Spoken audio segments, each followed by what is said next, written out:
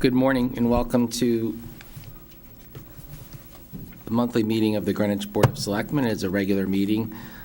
Please rise and join us in the Pledge of Allegiance.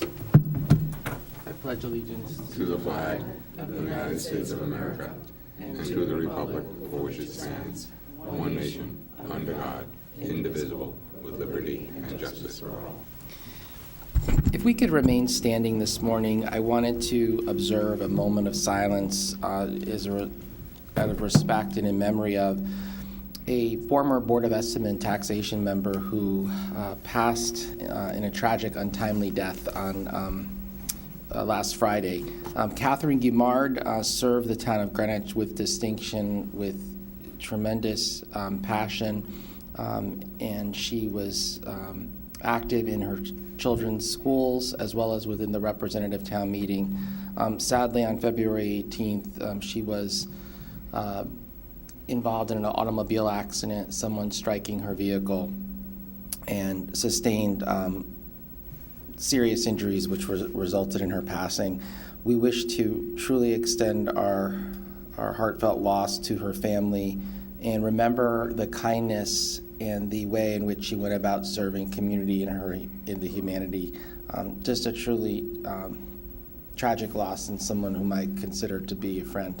So at this moment, if we can just think of Catherine and express our condolences to her family.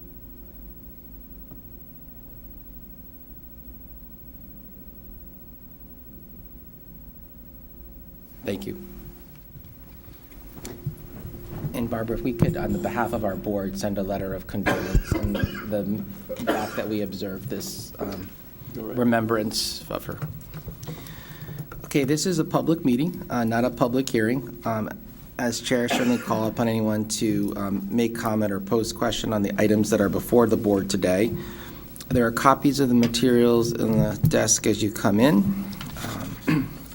Item number 2 is the approval of minutes from a special meeting that was held on January 31st. I'll entertain any questions, corrections that. I move the adoption. They've been moved? Is okay without objection.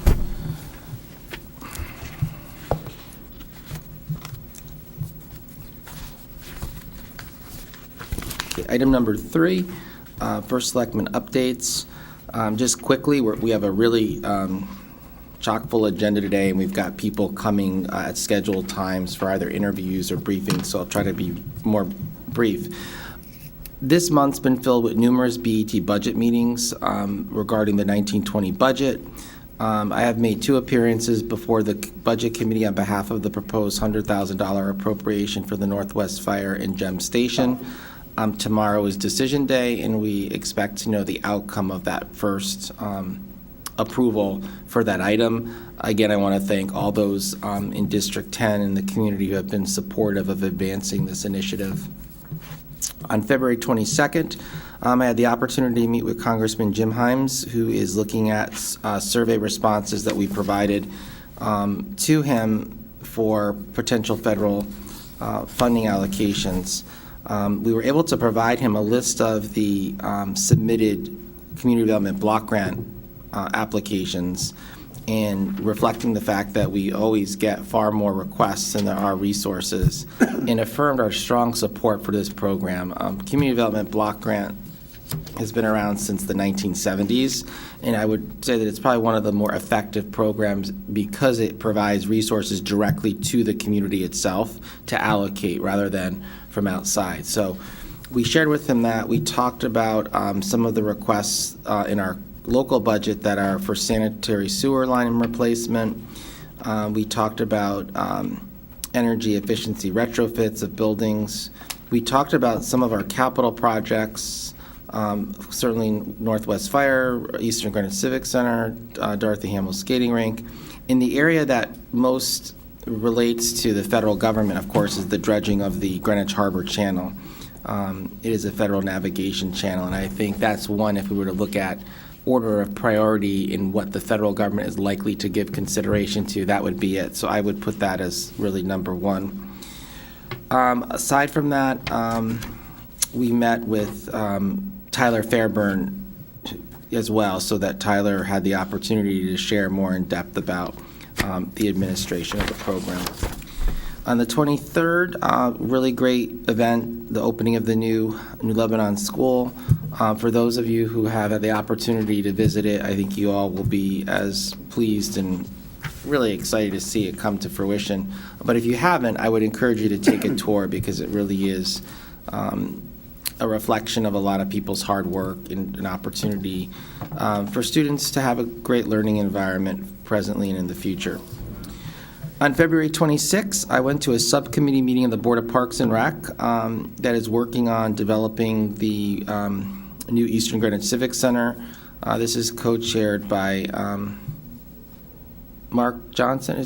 Is it co-chaired or just Mark Johnson's the chair, Karen? There is a co-chair. And Gary Delabate, and you are a member from the BET. There was about a half a dozen people in attendance, maybe 10, and they're working through the request for qualification process.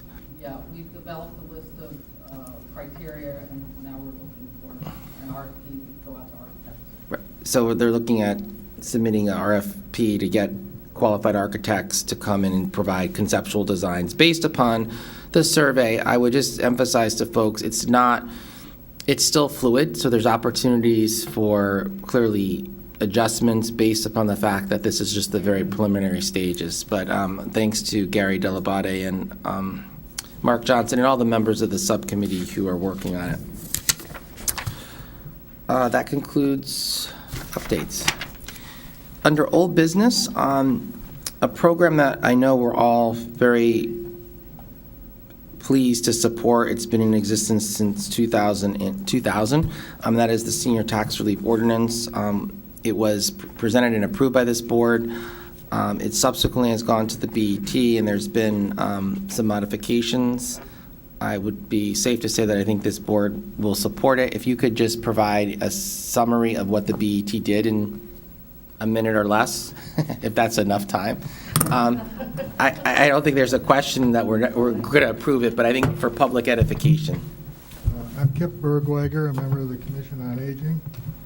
The BET made two substantive changes from the version that the Board of Selectmen had approved. One was to add language to the effect that a resident whose home... Just on the top, just push that. No, there you go. Did that do it? No, you'll see a light. Says on. Here, Kip, pull it out. No. There's a light on now. There you go. Better, much better.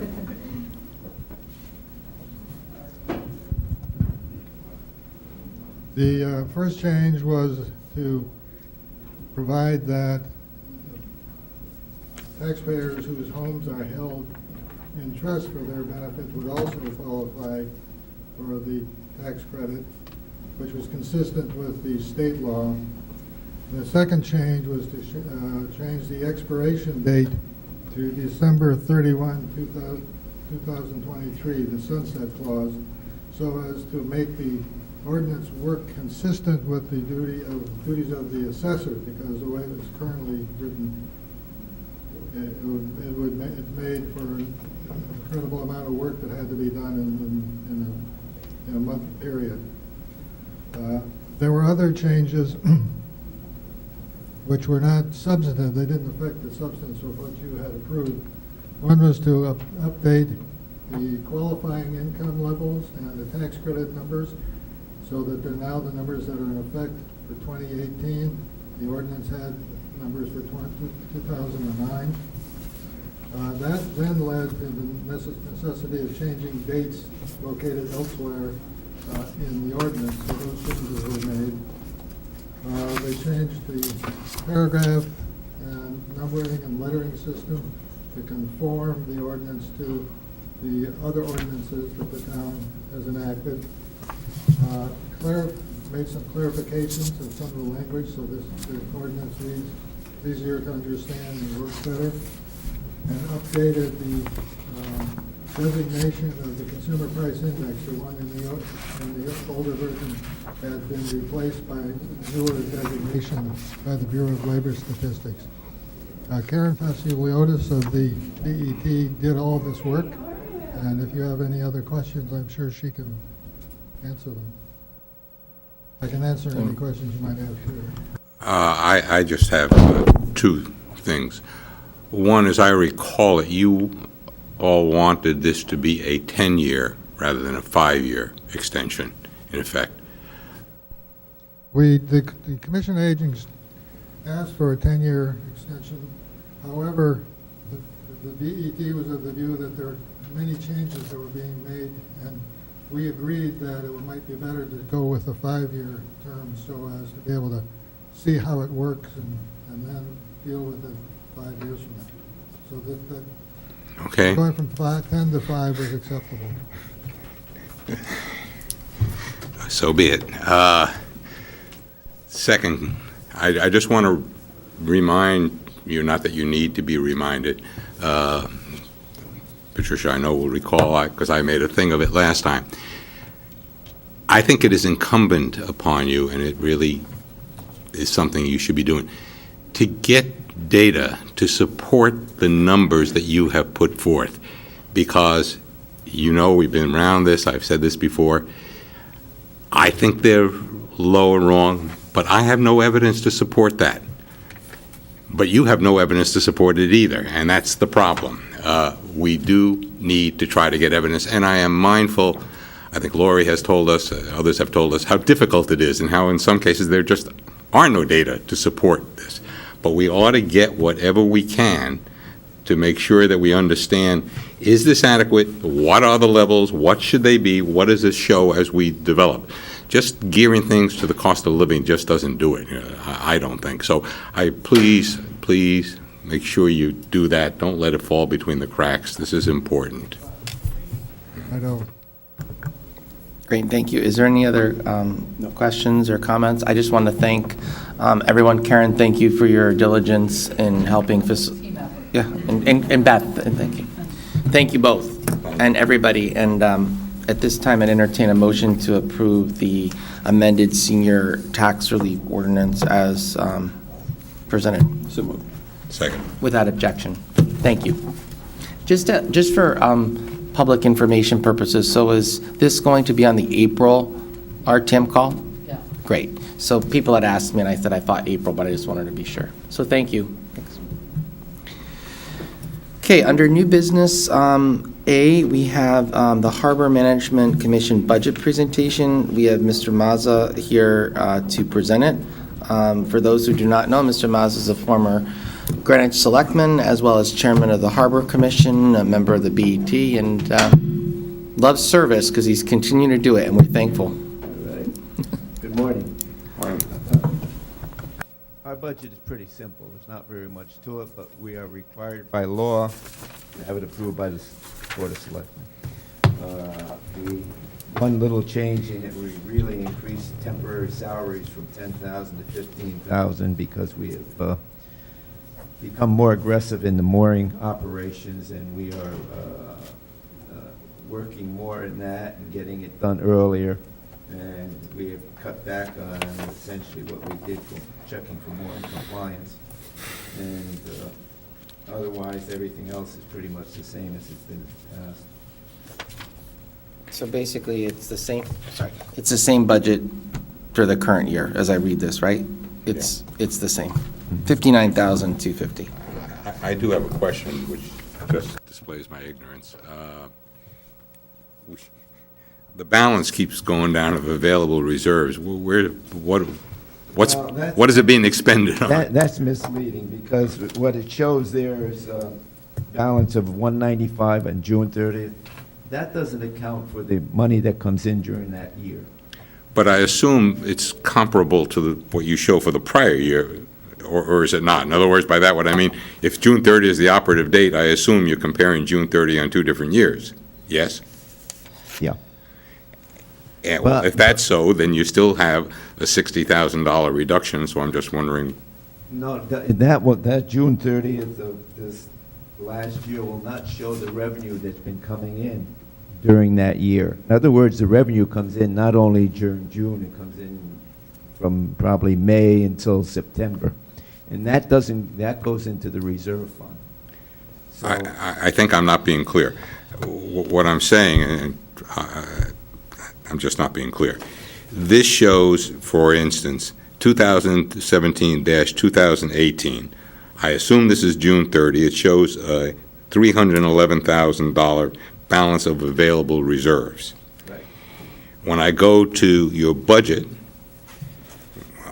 it shows $196,000. Why would you be budgeting $100 and some odd thousand less than existed in the prior year? That's what I'm not understanding. No, I think you're missing a year in there, aren't you? Yes, I am, but it's $50,000 per year. Yeah. Yeah. Okay, so what's happening to the $50,000? In other words, the $50,000 comes out of the reserve funds and goes into the appropriation. That's all I was asking. Yeah. So you're just saying the $50,000 is the It amount. moves from the reserve into the appropriation, and then that would basically be replenished when the fees come in.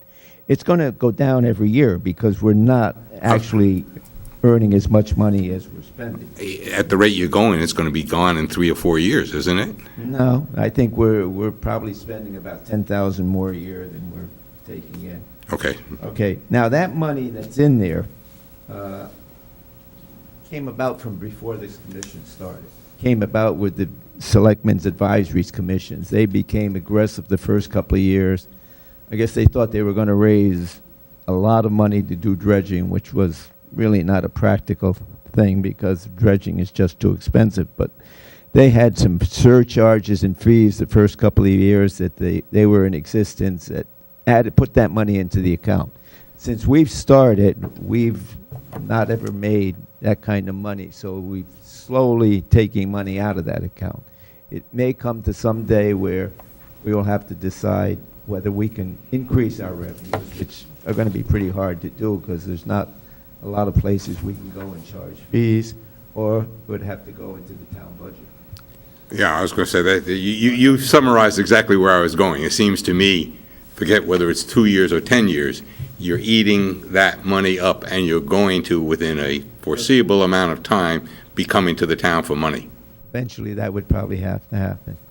Actually, in reality, it happened this year because it's money that will be needed to dredge town cost sharing of dredging in Greenwich Harbor. And so that's a request that we put into the capital improvement fund. $2 million. Yeah. Well, I'm just highlighting you're going to be, Yeah, someone's going to be having this in their budget in a few years every year. Eventually, Somebody. this fund Somebody. will dwindle. You don't have to worry about it. Okay. Denny, go ahead. I understand that you have established You trying to wake us up again? office hours now. Have you established office hours? So I heard. Oh. No, I understand they're saying the office will be open from, I believe, 10 to 1. 10 to 1. 10 to 1, but I think it's only be 3 days a week. Those are the official office hours. Okay. Under temporary salaries, that covers 2 individuals, does it not? Right now it does, yeah. And those individuals will only be in the office during temporary or during office hours, is that correct? Not necessarily. I think they probably are going to work different hours.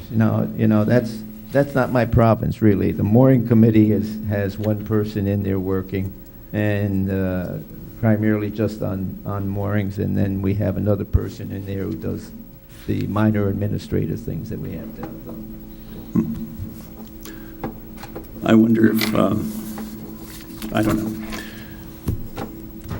if all of the hours that are being put in productively.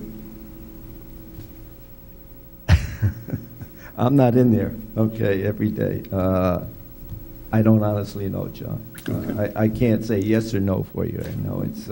Can you bring it back to the Harbor Management Commission? I can bring it back to the chairman and let him look at it and, Okay. see whether we can do it more efficiently. Because I'm there every day.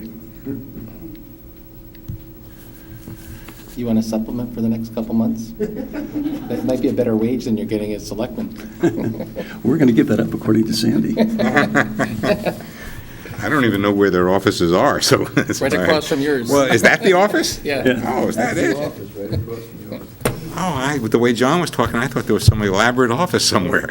Okay. Started out as. That's a cubby hole. Started out as a building committee office, and then sort of morphed into the Harbor Management Commission. Because we are actually part of the Selectmen's office. It's a palatial closet. It looks like my first office when I started practicing law, so it's all right. It works. Yeah. Any questions, any other comments? No. If not, is there a motion to approve So moved. Second. without objection? Next items, B, the traffic is, Chris Pratico's not here, but Melissa, were you? I'm not. Okay, and so you're not involved, that's his thing, right? Is that his? I gave him some information. Okay. I'm not sure what he has done with it. We got something, but what I was going to suggest is, since those of you who are here and have been here on time, I'd like to move to take your items up, and I was going to say, C is before E, but Ms. Evans seems to be pretty clean cut, so maybe would you mind yielding to her to go? I don't get to watch my television. I'm trying to be nice and let you go ahead, but Happy to go. so this is item E, establishment of a 25-mile speed limit on Grigg Street.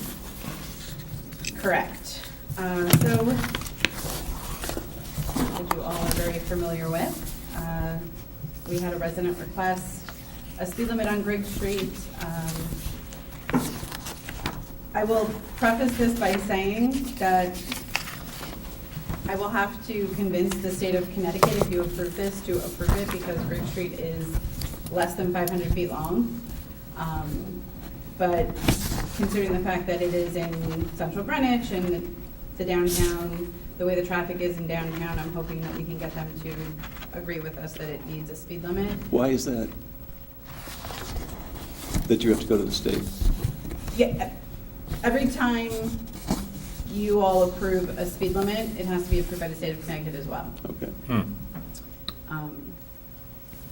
It's probably something you didn't know, because although you all three have to sign the local ordinance, usually only Peter or Jim Michaels sign the form that goes to the state. But they do have to approve all of our speed limits locally. And they normally don't approve streets that are less than 500 feet. But again, the concern on Grigg Street is people are, using it to avoid Lower Greenwich Avenue. People are coming from Fawcett kind of across and down, and that the speeds maybe aren't appropriate right now for the street. So I'm hoping to convince them. Is there a speed limit now? There is not, that's why I'm Oh. here, yeah, so. You read my mind, because when you said that, I was like, that's what I was going to ask you, because it's such a convenient little cut through. I mean, I have to be honest, I do it because I want to avoid Railroad Avenue. And so like, wait. Mr. Sims is probably complaining about all of you, so. But Waze, like, everyone complains to us about the whole Waze. I don't use Waze, but I'm just like curious, like, What, does Waze send you that way? well, it just gives you the least. It probably. No, I know would. what Waze does. I didn't know that Waze impacts Grigg Street. It could, I don't know. I didn't try It certainly it. could, right? So if you were unfamiliar with the area and using Waze, and, It might take you. if traffic were backed up on Railroad Avenue, let's say, it might send you down Grigg Street from Greenwich Avenue, because that's what it does, right? It Yes, adjusts I know what it does, accordingly. I don't know, Mr. Sims was very vocal about the fact that people drive too fast on Really? Grigg Street. He's been very vocal about quite a few things, actually. Does he own a house there? He does. He lives there. He, according to him, spends most of his time watching the traffic on Grigg Street. And the people who walk there, and the kids who walk down the Could we street there. find him a job? And I was have going never to- seen anyone walking there when I've driven Well, I by. was going to call him back and ask him if he watches the traffic so often, if he could let me know when people park on the sidewalk in front of the new pizza place. That because they that do. is something that Yeah. I have a problem with, so. That they do. Maybe he could In the be our bookstore, local. it impacts the bookstore. Right, so maybe he can be our local, you know, sidewalk monitor, right? Be a far greater service. Deputize him. Don't go that far down. But so with that, I'm here to ask for your approval for a 25 mile per hour speed limit on Bridge Street. It's a pretty basic report. I mean, you know. I'll make, oh, go ahead. I was gonna, everyone wants, it's one of my favorite streets, too. Everybody always wants to be the first to motion on my things, right? We all go down that street. I love that street. I Yeah. don't bring it to you if it doesn't make sense, right? I can't believe anyone doesn't go down that street going across. Well, the only time you Why would wouldn't you is when go? someone's parked on the sidewalk and it makes it difficult Well, to then it's drive hard, by, yeah. right? As a truck, yeah, then it's a little hard. So moved. Second. Okay, without objection, and thank you. Perfect. We're I will keep we're you hopeful all- that they give you a quick thumbs up. How long does it usually take? With the state? Yeah. Oh, it can take months. Their review process is even more onerous than things we Yeah. have going on here. But they can often take a few months to, because they actually come to Greenwich and drive They the really, streets. they really do? do. Will they yes. on a silly little street like They that? really do. They come and drive, you know, all the streets that we've, so a lot of times they'll call and ask me if I think we're going to have more in the next month or two, because they'll wait until they have a few streets to look at. Did they come down from Hartford? They come down from Newington, so. you Let us it's- know when they're coming. We'll all drive down the street that day. For you. Thank you. Thanks. Thank you. Okay, well, now we're going to get a little bit of sunshine. Sunshine Avenue detour from our engineering department. Jason Kaufman. It's this one.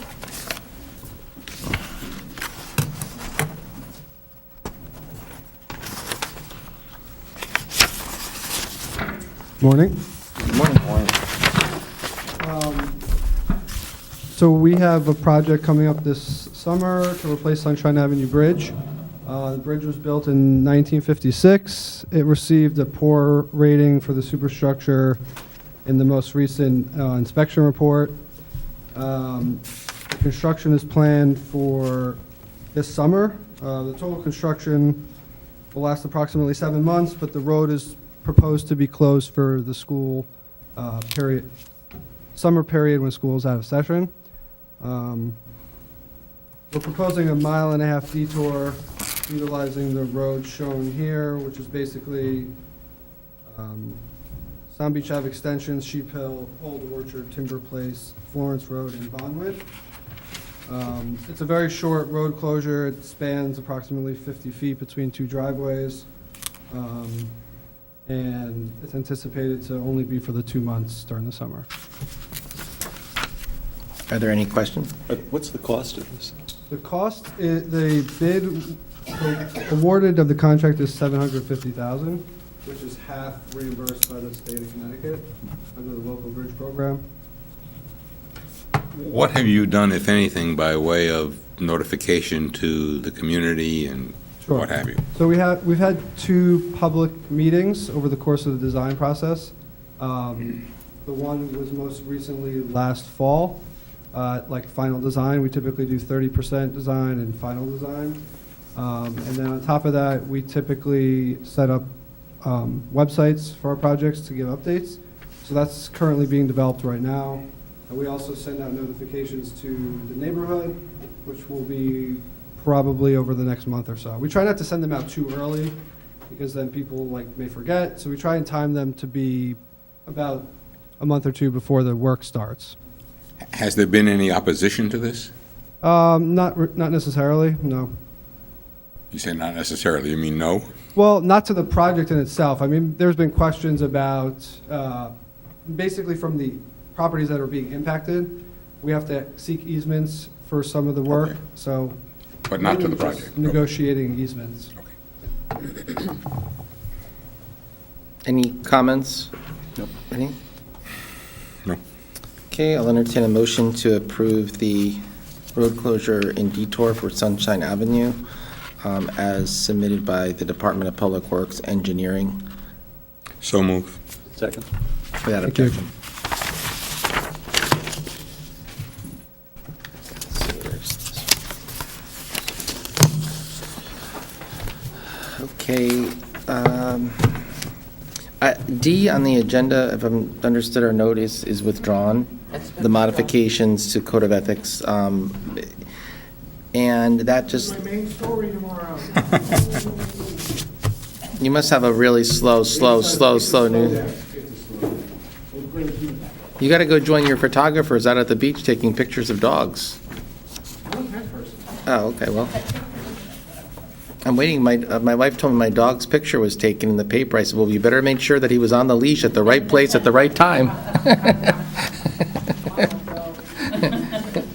Tell you, I've now come to appreciate what people have said. You meet a lot of people when you have a dog. You really do. I get a lot of fun that way. I would have Jim, but what's the, I've emailed him and asked him if he was, why he's in here. I haven't heard back from him. okay, well, frankly, I mean, I don't want to be a stickler, but you're not here, your thing's not getting approved. I mean, Fine. oh, that's you guys. Where's it go? I just think you Which should. thing? There are no parking zones. Oh, I mean, it's a actually, that came up the night of the incident at the Actually, RTM. he's skipping down Remember now. the, Actually, were you right there, ahead or of you weren't schedule. there that night? For the gas, we were I there. think Were you, so. you were there for the gas leak? I was there. You were there. mhm. That whole issue with the fire lanes came up, because they couldn't get access to the back of the building. But that's not on this agenda. No, I'm just saying, but they're looking at all these. Yeah. I could try calling Chris if you want me to. If you could, so we'll just proceed, because we Yep. have, The one item for executive session with Jim is, they're on their way down. okay.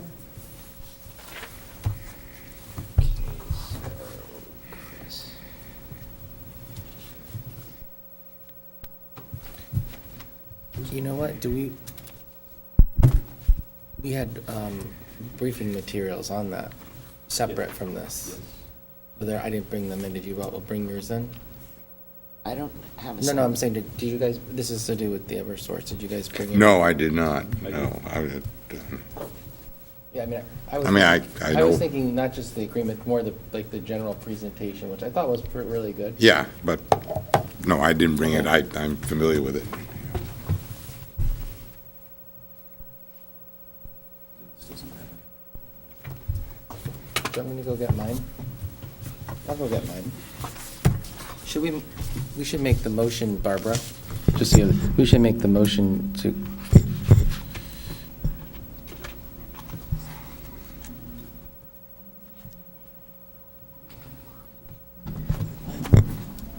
Good morning, Chris. It's Barbara Hines calling. We're in the Board of Selectmen's meeting, and we were going to act upon your agenda item.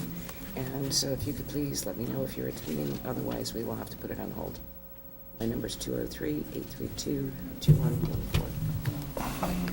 Sorry. You know what, let me also do this. I will text the chief. I think he was asking for the material, or you said you didn't have them, so I I was gonna go get it, Okay. but she's on the fire thing. I just wanted to tell Keith that. Where is it? Okay.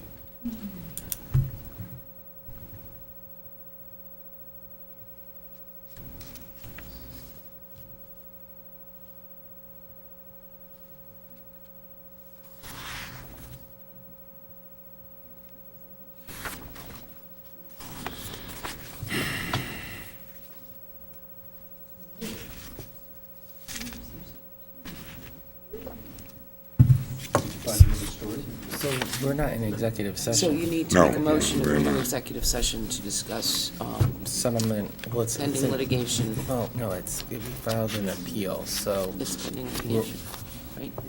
yeah, because we, if we're,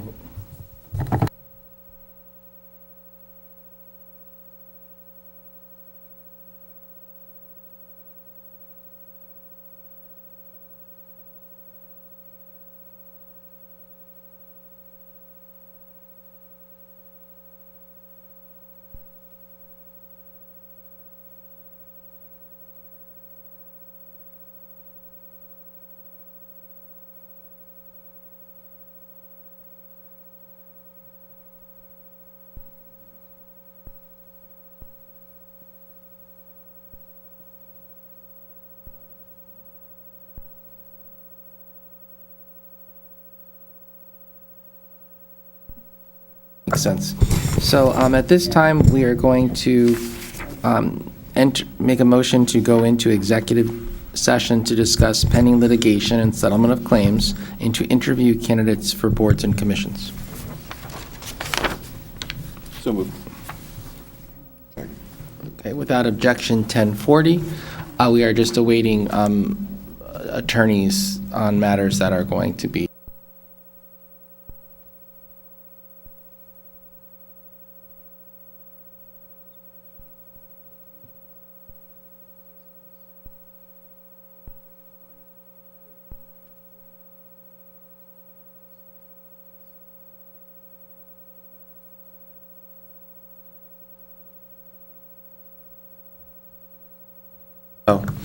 This is a resumption of the regular session of the Board of Selectmen to address item 5B on the agenda, which was submitted by the Town Fire Marshal Christopher Pratico pertaining to proposed ordinance and fire lanes. And for purposes of discussion, if you could just review quickly what it is that you're asking us to do.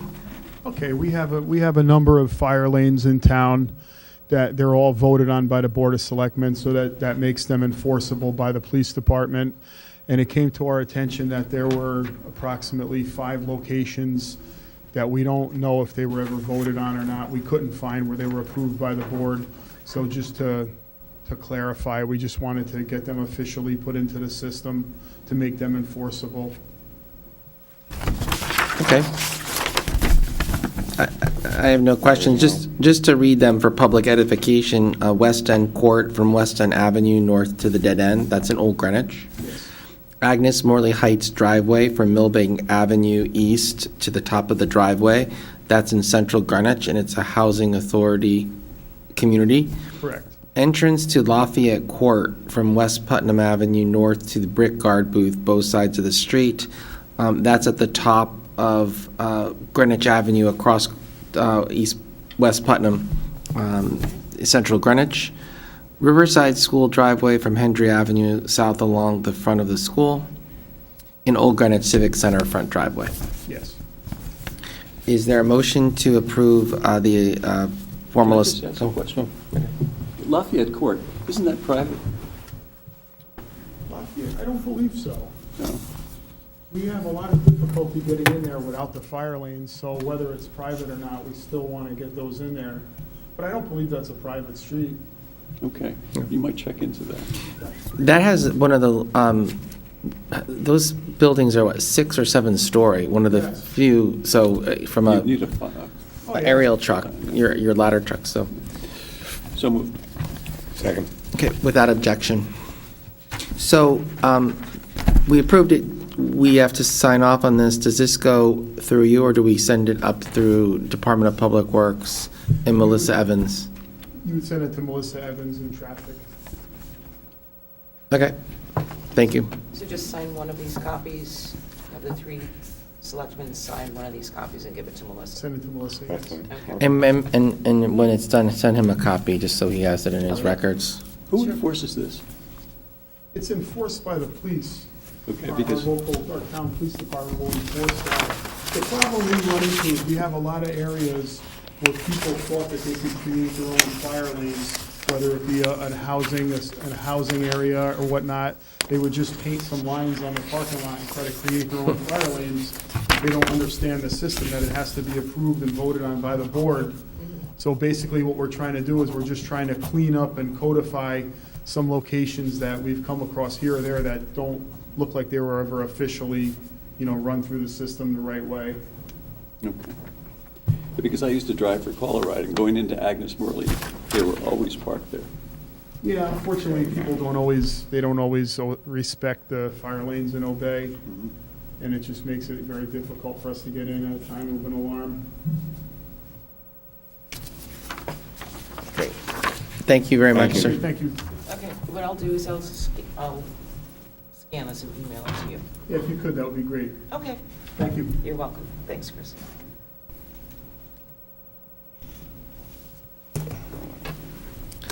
Okay, Barbara, we're telling you this is the signed copy. You got it? Okay, thank you. All right, so we're resuming exec session. Okay, so a motion to resume executive session for purposes of discussion of pending litigation, settlement of claims, and interviewing candidates for town boards and commissions.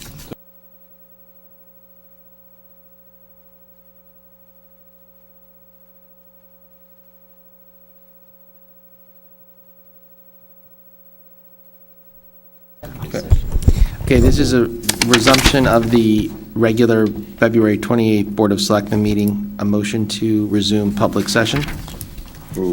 Should move 12:12. At this time, we will resort to our agenda under new business. We had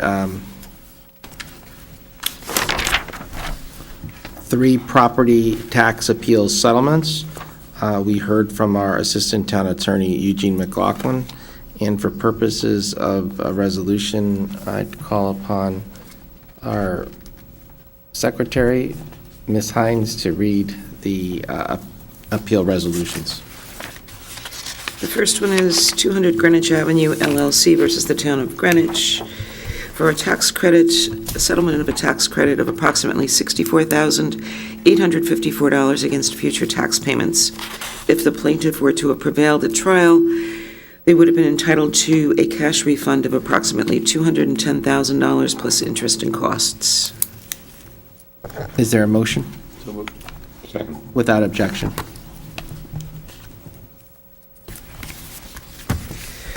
The second tax settlement is Greenwich Center Limited Partnership versus the Town of Greenwich.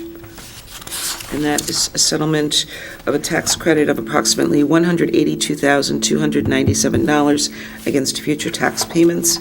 If the plaintiff were to have prevailed at trial, it would have been entitled to a cash refund of approximately $352,325 plus interest and costs. So moved. Second. Without objection. Finally, 330 Railroad Avenue versus the Town of Greenwich, and that is a settlement for a tax credit of approximately $27,613 against future tax payments. If the plaintiff were to have prevailed at trial, it would have been entitled to a cash refund of approximately $36,867 plus interest and costs. Motion. So moved. Second. Without objection. It's only money. Just as a way of point of information, to date, for the fiscal year 2018-19, the board has been presented with plaintiffs' claimed refunds of $2,923,391, and the settlement credits to date total $1,677,517. Under new business, we had need to reschedule the June 13th, 2019 Board of Selectmen meeting. Is there a consideration of alternate date, or is that something we need to? That is going to be up to your individual schedules. We're at June 13th? Correct. Yeah, I see that.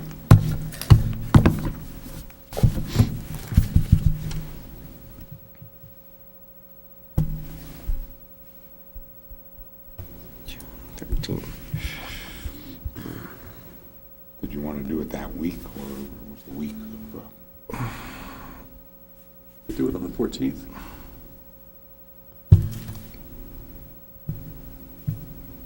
That's fine by me. Fine with me? Let me just double check before I say it. Yes, it's fine with me. Why don't we make it the 14th?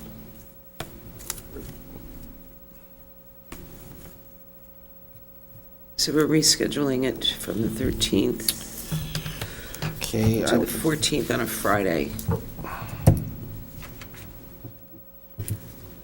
So I'd make a motion that the proposal is to reschedule the June 13th, 2019 regular Board of Selectmen meeting to Friday, June 14th, 2019 at 10 a.m.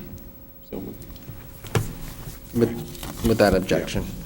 And then under appointments and nominations, we heard from several today. There's one that I think we're prepared to move forward. I'd make the motion to renominate Lyle R. Gibbons to the Harbor Management Commission for a term expiring, I'm going to check that, 2022, I believe. First.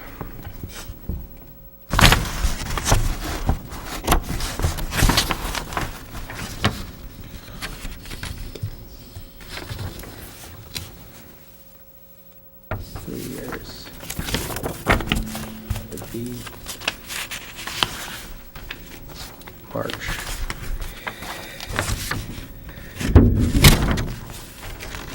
For a term expiring 3/31/2022, and this is the R5 position designation. Correct. Second. Seconded by Mr. Litvak. All in favor? Aye. I believe that concludes the business before the board today. Is there a motion to adjourn? So moved. Second. Without objection, 12:18.